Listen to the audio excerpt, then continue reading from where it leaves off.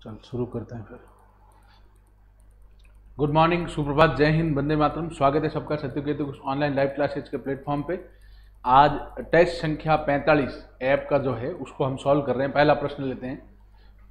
48 plus 8 into 0.75 minus 5। पहले गुणा होता है जोड़ बाकी गुणा भाग में, गुणा करेंगे बाकी वैसे वैसे 48 का 48 प्लस इसका गुणा साइड में कर लेते हैं। 75 को जब आप 8 से गुणा करोगे 8 × 40 बच लगे 4, 7 और 56 और 4 60, 600। 600 पॉइंट के बाद 2 अंक है तो ये आ जाएगा 6.0 माइनस 5। तो 48 प्लस 6.00 को चाहे 6 को एक ही बात है माइनस 5, 54 माइनस 5। आंसर कितना आ जाएगा 49।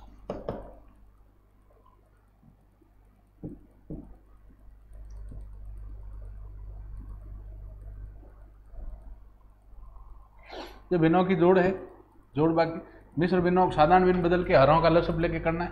मिश्र भिन्न है सबसे पहले, भिन्नों की जोड़ बाकी गुणा भाग कुछ भी हो, मिश्र भिन्न को साधारण भिन्न बदलते हैं।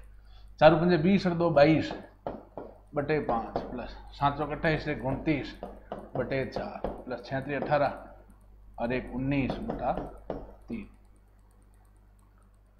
5 4 और 3 का लसब आ जाएगा 60। 5 का भाग 60 में 12 बार, 12 को 22 से गुणा किया 22 × 12, 22 × 12 प्लस 4 का 15 बार 29 × 15 प्लस 3 का 20 बार तो 19 × 20, तीनों प्लस में थे। अब गुणा कर लेते हैं। 22 को 12 से गुणा करोगे 220 और 44 264 प्लस 29 × 15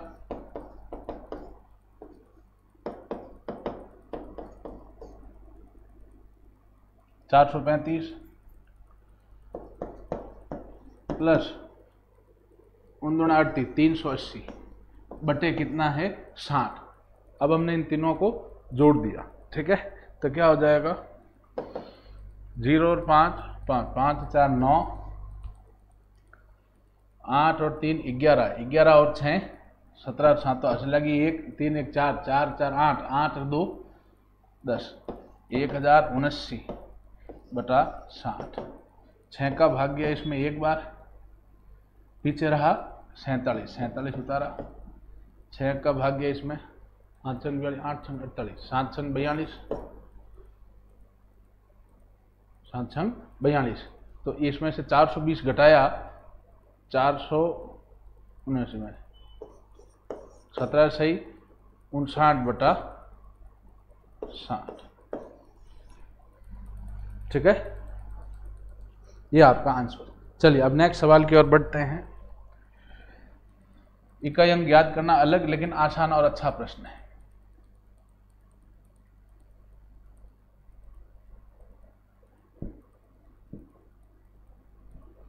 कह रहा है 57 की घात 73 मतलब 57 इंटू 57 इंटू कितनी बार 73 बार इंटू 63 की घात 66 इंटू 84 की घात 77 के गुणनफल में इकाई अंक पूछ रहा है। क्या पूछ रहा है? इन सब का गुणा का जो इकाई अंक है प्यारे बच्चों वो हमें पूछ रहा है। तो हमें क्या करना है, सबसे पहले जो घाते हैं उनमें 4 का भाग दे देना है। जो शेषफल आता है वो लेना है। 73 में 4 का भाग देंगे तो 73 में 4 का भाग देने पर शेषफल कितना है, हमें केवल किससे मतलब है, शेषफल से। शेषफल कितना आएगा 1। जब हम 63 है सॉरी घात ले लो, घात कितनी 66 में जब हम 4 का भाग देंगे तो शेषफल कितना आएगा 2। और यह है 77 में 4 का भाग देंगे तो शेषफल कितना आएगा 1। हमने क्या करना है, अब इतनी बार गुणा करके तो हम देख नहीं सकते, हमें क्या करना है, घातें ले ली 73 66 और 77, इसमें 4 का भाग दिया, शेषफल आया 1 2 1, ये सीधा ही ले लिया। मतलब ये हो गया 57 की घात 1 गुणा 63 की घात 2 गुणा 84 की घात 1 जितना। अब इसका इकाई अंक ले लो, 7 की घात 1 3 की घात 2 इंटू 4 की घात 1, क्योंकि हमें तो इकाई अंक से मतलब है। 7 की घात 1 मतलब 7, 3 की घात 2 मतलब 9 इंटू 4 की घात 1 मतलब 4। 7 नम 63 इंटू 4 कर लो। इसका इकाई अंक क्या आएगा बच्चों? 4 3 12 भी आज लगी 1 7 24 25, तो आंसर कितना आ जाएगा? 2। इकाई अंक कितना आ जाएगा? 2। ठीक है, चलिए अलग टाइप का लेकिन बहुत अच्छा प्रश्न था, मैं फिर समझाता हूँ। 57 की घात 73 मतलब 57 इंटू 57 इंटू 57 73 बार गुणा करें।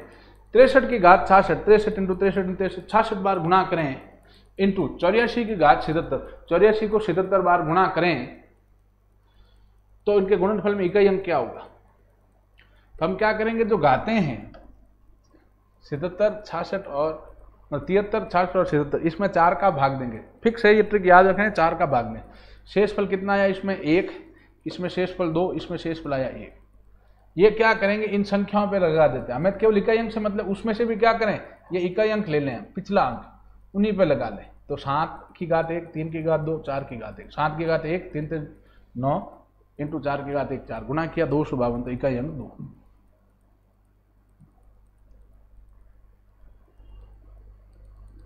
अगला प्रश्न, 60 से छोटी कितनी अभाज्य संख्या? ये हमें लिखनी पड़ेगी भैया। ठीक है, 0 तथा 1 न भाज्य होती न ही अभाज्य।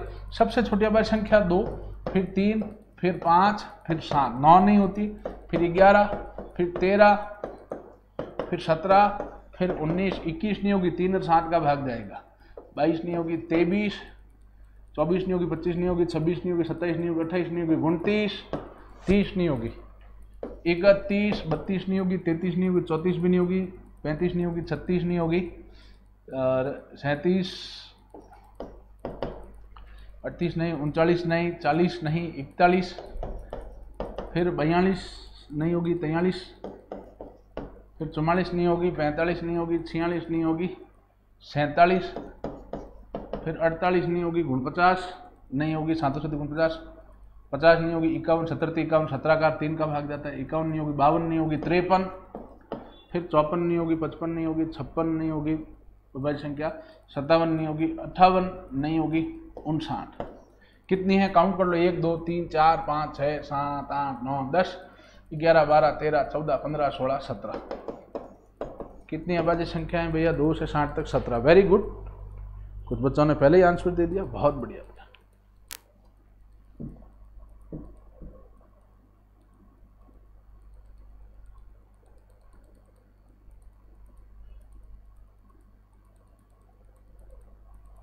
अब ये प्रश्न है आसान लेकिन अच्छा प्रश्न है, इंपॉर्टेंट है, आता। 3 भिन्न संख्याएं, उसको आरोही क्रम में जमाना, अवरोही क्रम में जमाना, ये पूछ रहा है। तो हमने क्या करना है, 3 भिन्न हैं, तीनों का मान निकाल लो। 3/5 क्या करो, 3/5 है पहली भिन्न, दूसरी भिन्न है 2/3, तीसरी भिन्न है 3/4। 3 भिन्नें लिख दी हमने। इसमें हमें देखना पड़ेगा पहले सबसे छोटी कौन सी, उससे बड़ी कौन सी, सबसे बड़ी कौन सी। तो हम फिर इसको चाहे आरोही पूछे, चाहे अवरोही पूछे, चाहे सबसे बड़ी पूछे, चाहे सबसे छोटी पूछे, हम इसमें फिर बता देंगे। तो क्या करें इसके लिए, अंश में 2 0 लगा दे /5, इसमें क्या करें, अंश में 2 0 लगा दे /3, इसमें क्या करें, अंश में 2 0 लगा दे /4। 300 में 5 का भाग दिया 60 आया, इसमें भाग दिया 66.66 आया,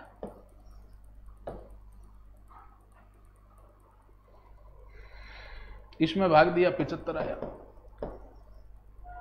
तो भैया सबसे बड़ी तो ये, इसमें क्रम क्या आएगा, सबसे बड़ी कौन सी होगी 3/4, उससे छोटी 2/3 और उससे छोटी 3/5। ये कौन सा ऑप्शन है, 3/4 फिर 2/3, सी ऑप्शन आपका बिल्कुल करेक्ट होगा। ठीक है, चलिए अब हम आगे चलते हैं।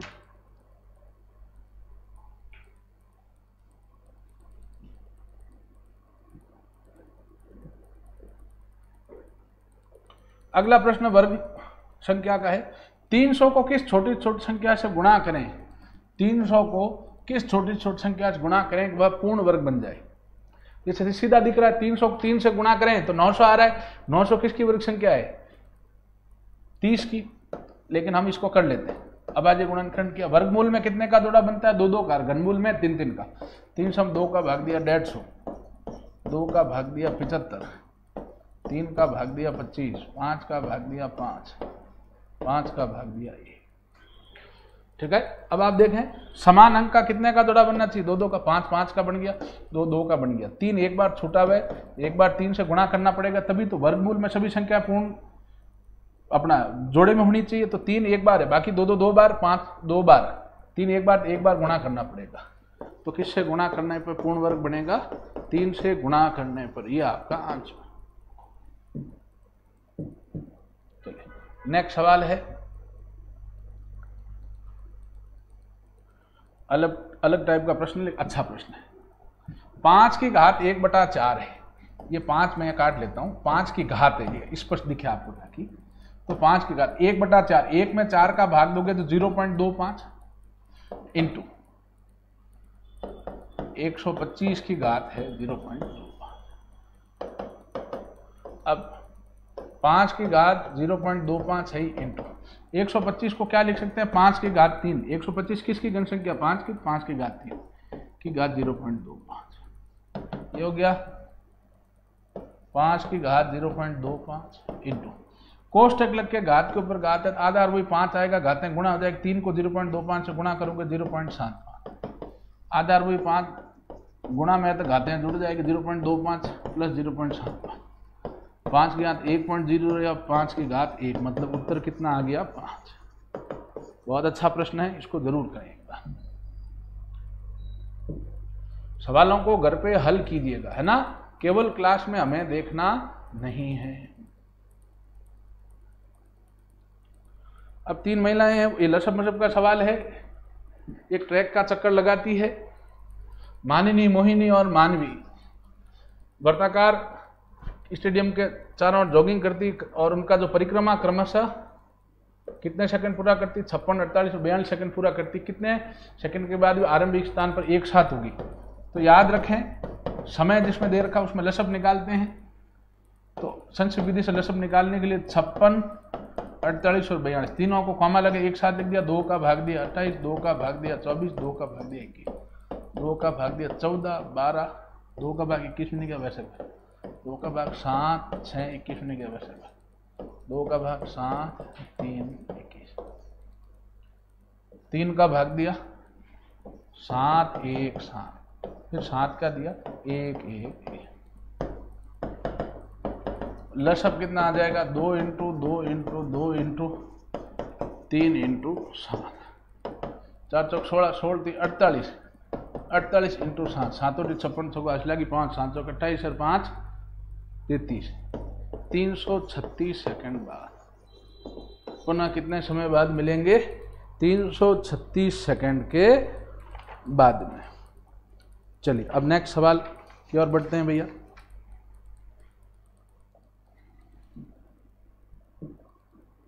अगला प्रश्न है ये,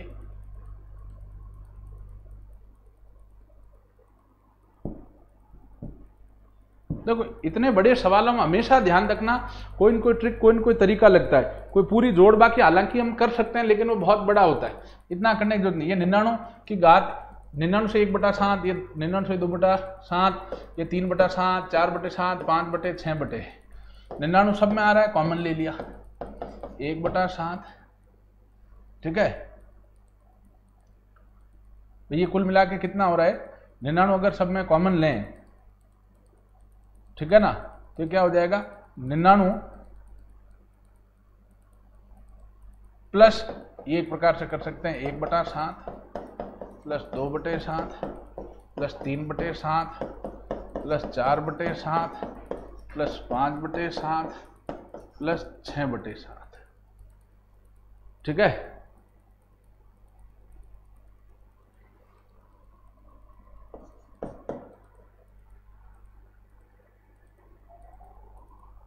तीन 3 6 6 4 10 10 15 और 6।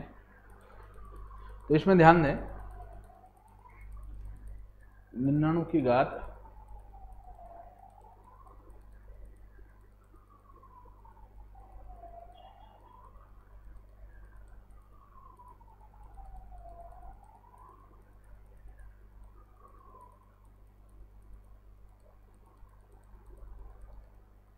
6 3 3 6 4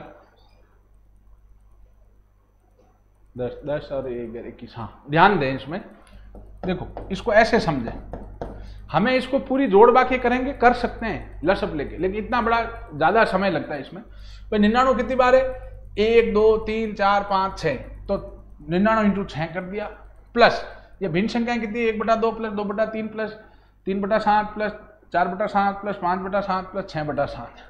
99 इंटू 6 किया, 9 चौंगा 54, अचला की 5, 9 चौंगा 54 और 5 294 प्लस, इसको जोड़ा लसअप सबका, हर 7 है तो हरों का लसअप 7 दिया है, भाग दिया 7 में एक बार, 1 को 1 से किया, इसका भाग इसमें दिया, इसको 2 से किया 2, इसका भाग 1 में 3 से किया 3, फिर 4, 5 प्लस 6, ये आया 594 प्लस, इसको जोड़ दिया 21/7, तो 594 प्लस 21 में 7 का भाग दिया 3, उत्तर आ जाएगा 597। अलग टाइप का लेकिन अच्छा प्रश्न था, 597 इसका आंसर होगा करेक्ट। चलिए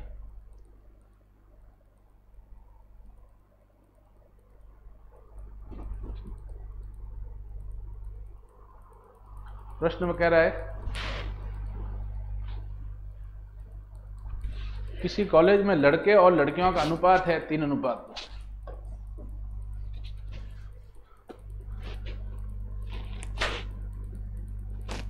किसी कॉलेज में लड़के और लड़कियों का अनुपात कितना है, 3:2। यदि 20% लड़के और 25% लड़कियां बालिग हैं, तो कितने प्रतिशत विद्यार्थी विद्यार्थी बालिग नहीं हैं, कितने प्रतिशत विद्यार्थी बालिग नहीं हैं। ठीक है, विद्यार्थी मतलब लड़के लड़कियां दोनों। सुनो यहां क्या करो, प्रतिशत और अनुपात दोनों है, ठीक है। कुल विद्यार्थी मान लो, विद्यार्थी मतलब जिसमें लड़के लड़कियां दोनों शामिल हैं। कुल हमने कितने मान लिए, 100। तो भाई यहां अनुपात निकालते हैं, लड़के अनुपात लड़कियां कितनी है, 3:2। तो लड़के कितने, 3 बटा कुल 5 इंटू 100, 5 का भाग दिया 100 में 20 बार, लड़के आ गए 60 और लड़कियां आ गई 2/5 इंटू 100, 5 का भाग दिया इसमें 20, लड़के आ गए 60, लड़कियां आ गई 40।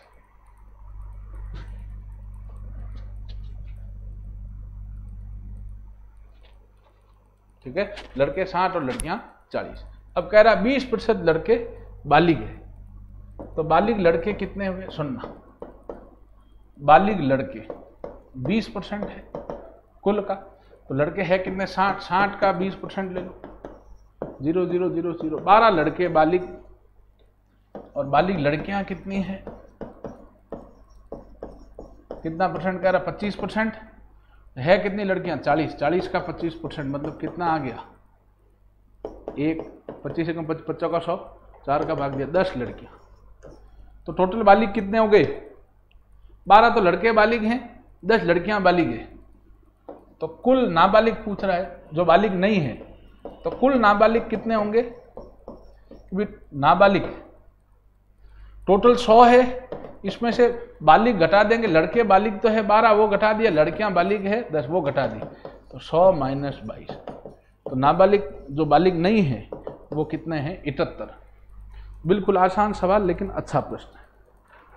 ठीक है, आंसर इसका 78 आएगा बेटा, है ना, आंसर कितना आएगा, 78। चलिए अब हम नेक्स्ट अगले ऑप्शन में बढ़ते हैं बेटा। आंसर इसका 78 है, 78 इसका करेक्ट आंसर है। नेक्स्ट सवाल की ओर बढ़ते हैं।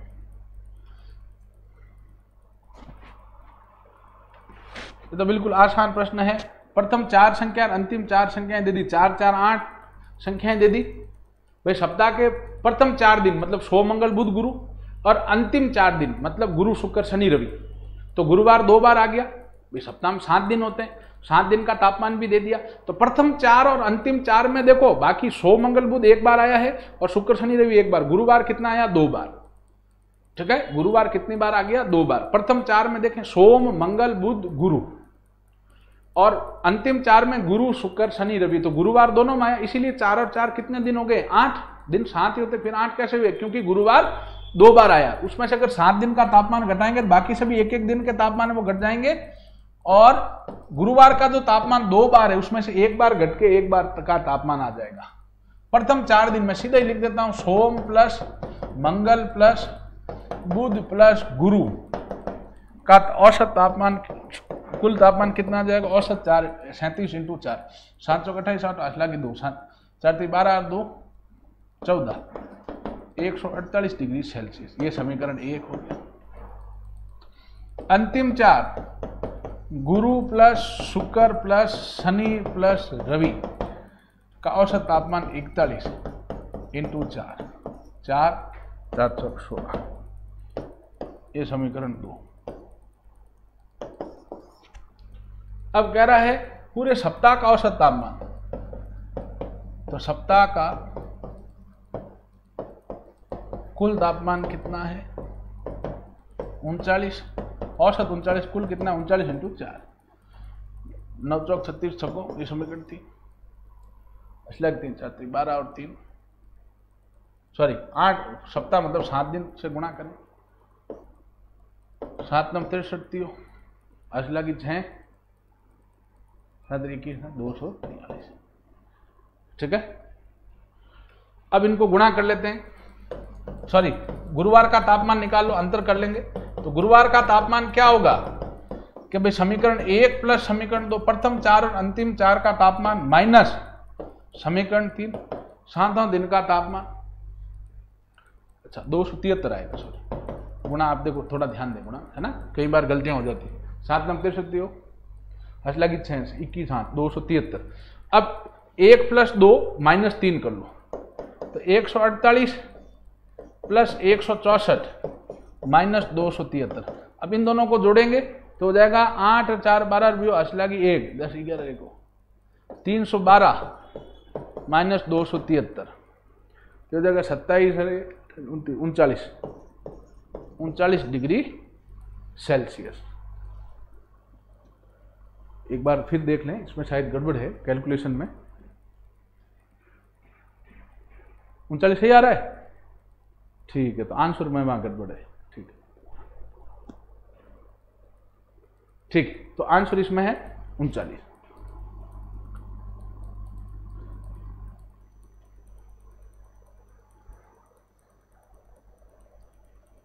चलिए अब नेक्स्ट सवाल है,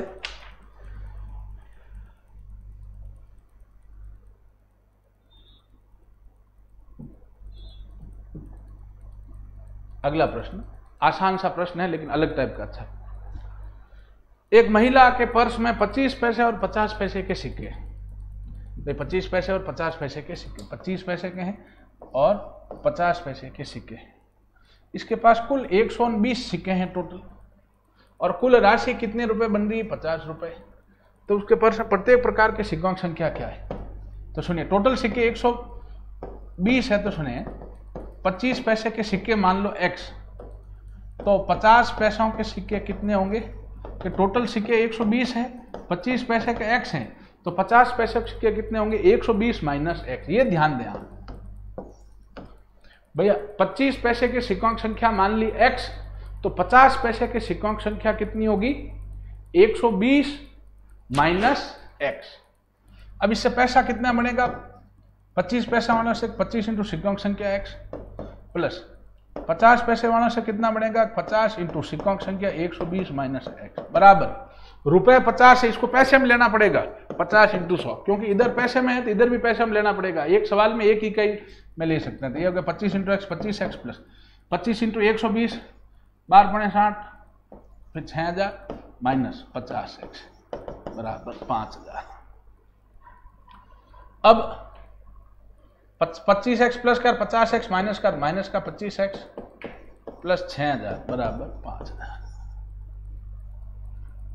6000 प्लस का उधर लेके माइनस का 25x बराबर 6000 प्लस का उधर माइनस का 6000 प्लस 5000, तो माइनस का 25x बराबर हो गया माइनस का 1000, तो x बराबर आ गया -1000 बटा -25, माइनस से माइनस कट गया, 25 x आ गया 40।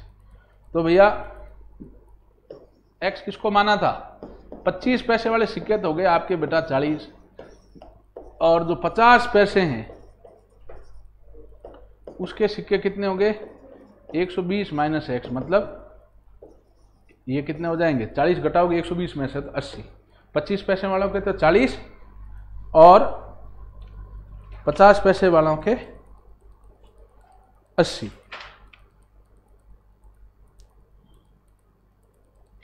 ठीक है, चलिए अब हम नेक्स्ट आगे चलते हैं।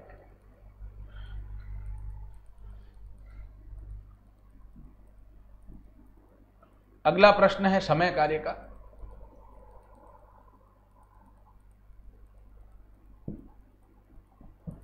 अलग टाइप का प्रश्न है, छोटा लेकिन अच्छा प्रश्न। मोहन किसी काम का 1/5 भाग 10 दिन में करता है। सुनना, 1/5 भाग 10 दिन में करता है, तो बताओ वह शेष कार्य, 1/5 भाग तो कर दिया, तो वो शेष कार्य कितने दिन में करेगा? तो सुनिएगा, 10 दिन में करता है 1/5 भाग, तो 1 दिन में कितना करेगा? 1/5, ये 10 गुना में भाग में आ गया, 1/50 भाग, ये करेगा 1 दिन में।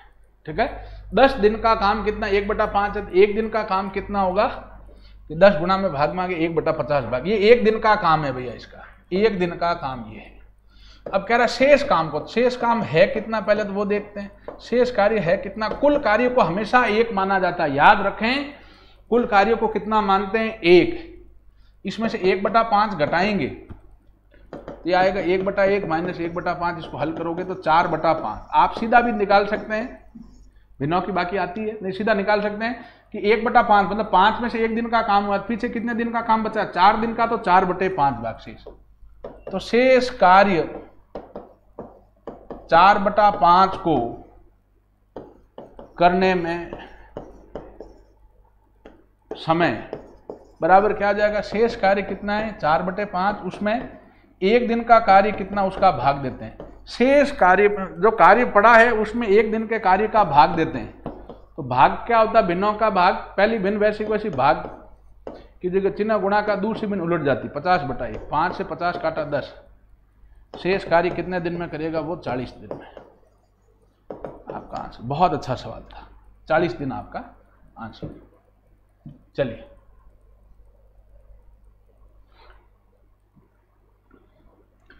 रेलगाड़ी का प्रश्न है, समय एवं चाल का। रेलगाड़ी बड़ी इंपॉर्टेंट आती हर दूसरे एग्जाम में।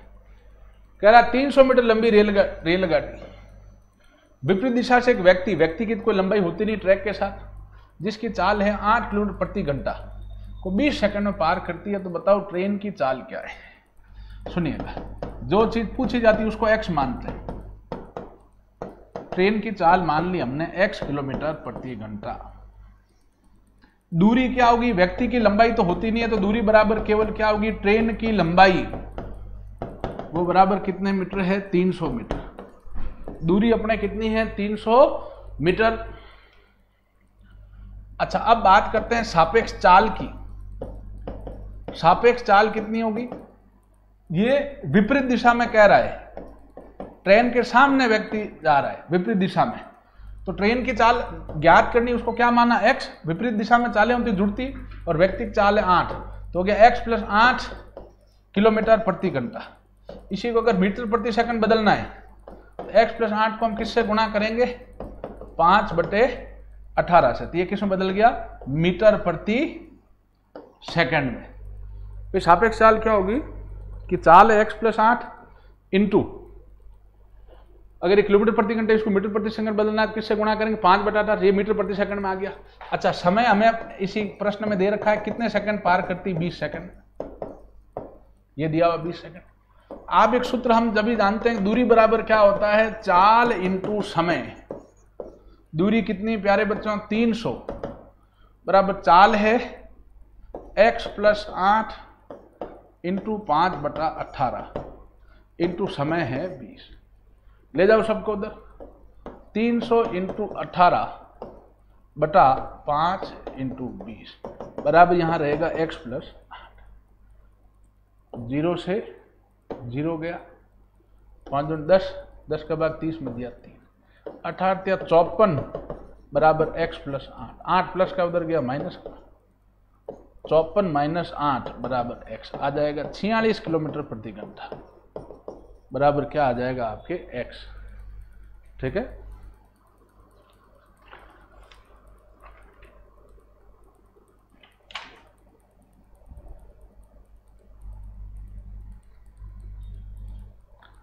ध्यान दें, ट्रेन की चाल पूछी, x माना, दूरी कितनी, ट्रेन की लंबाई, व्यक्ति की लंबाई होती नहीं है तो बराबर 300 मीटर। सापेक्ष चाल क्या होगी, ट्रेन की चाल विपरीत दिशा में जुड़ेगी तो x प्लस 8 मीटर प्रति सेकंड मिल रहा है, 5/18 से गुणा किया।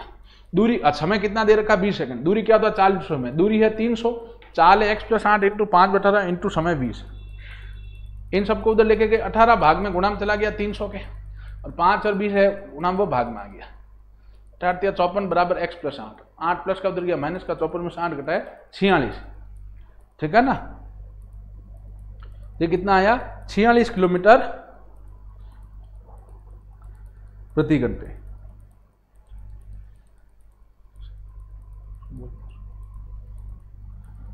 चलिए अब हम आगे चलते हैं, आंसर इसका 46 आएगा बेटा।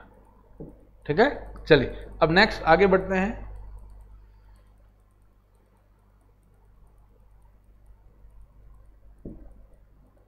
कमरे की चारों दीवारों का क्षेत्रफल, एक आयताकार हॉल है, मतलब घनाभ है, जिसकी लंबाई चौड़ाई ऊंचाई दे रखी, तो कमरे की चारों दीवारों का क्षेत्रफल होता है 2 इंटू ऊंचाई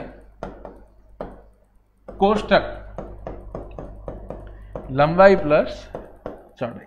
ये सीधा सूत्र होता है, याद रखें, 2 इंटू ऊंचाई कितनी दे रखी 10 कोष्ठक, लंबाई 20 प्लस चौड़ाई 15, 2 इंटू 10 20 इंटू 35, 700 मीटर स्क्वायर। और अगर आगे कहता है इस पे रंग रोगन का खर्चा, तो इंटू वो कितना खर्चा, वो इंटू गुणा कर देता है। ठीक है, चलिए अब हम आगे चलते हैं भैया।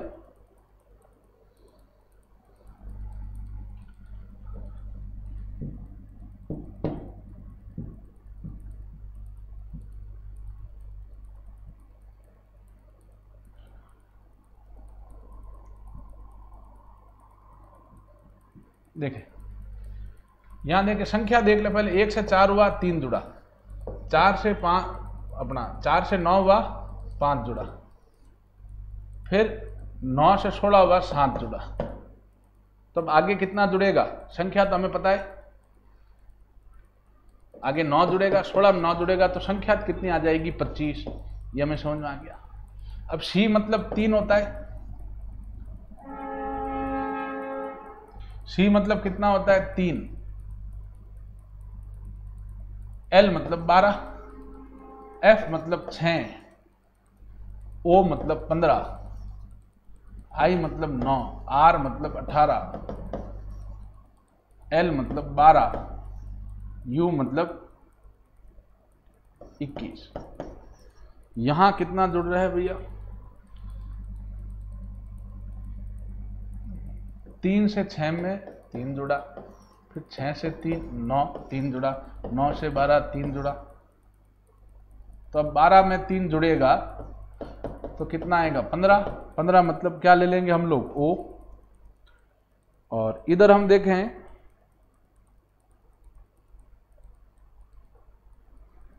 इसमें 12 से 3, इसमें भी 3 जुड़ रहा है, 15 से 18 इसमें भी 3 जुड़ रहा है, और 18 से 21 इसमें भी 3 जुड़ रहा है, इधर भी 3 जुड़ेगा, 21 में 3 जुड़ेगा 24, 24 मतलब हम क्या ले लेंगे x, तो उत्तर क्या आ जाएगा O 15x। ठीक है, O 25x। हाँ ठीक है, चलिए अब नेक्स्ट सवाल की ओर बढ़ते हैं। दिशा दूरी का प्रश्न है भैया।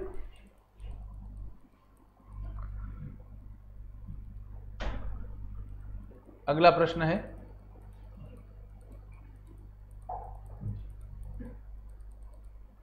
रोशन नाम का कोई व्यक्ति सबसे पहले 5 किलोमीटर पूर्व दिशा में जाता है, वो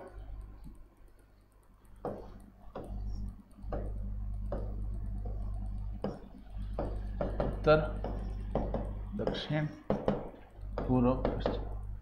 5 किलोमीटर पूर्व दिशा में जाता है, ये पूर्व में आ गया 5। फिर वह दाहिने और 8 किलोमीटर चलता है, दायां। इस व्यक्ति जो खुद को देखे दायां, दायां मतलब राइट हैंड साइड, जिम 8 चला। फिर वह बाईं और मुड़कर पुनः 5। अब अगर आप यहां मान के बायां मतलब लेफ्ट, लेफ्ट मतलब बाहर आ जाएगा, वो 5 किलोमीटर चलता है वो। फिर वह बाईं और मुड़कर 8 चलता है। अब वापिस इसका बायां मतलब लेफ्ट ऊपर जाएगा बच्चों, और ये कितना चलता है 8। ये 8 है, ये 8 चलेगा तो वापिस इसी पे आ गया। अब वह अपने आरंभिक स्थान से कितनी दूरी पे, तो आसान है बिल्कुल, 5 तो ये 5 है, ये 5, तो 5 + 5 कितने मीटर रहेगा, 10 किलोमीटर। ये आपका आंसर।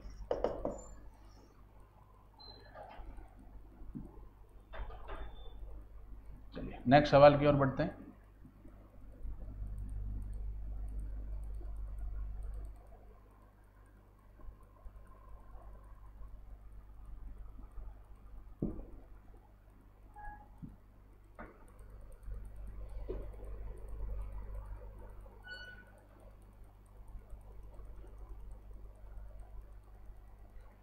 क्या कर रहा है, इन दोनों का गुणा करके आधा कर रहा है, 48/2 मतलब 24। इन दोनों का गुणा करके आधा कर रहा है, इससे ही आ रहा है। जैसे इन दोनों गुणा 12 × 16/2 कर रहा है, ठीक है। ये कितना हो जाएगा, 198, 192/2, 96। उसी भांति 18 × 20/2, 9 × 20 हो जाएगा 180। ये आपका आंसर, ठीक है। चलिए अब हम लोग आगे बढ़ते हैं। अगला प्रश्न है,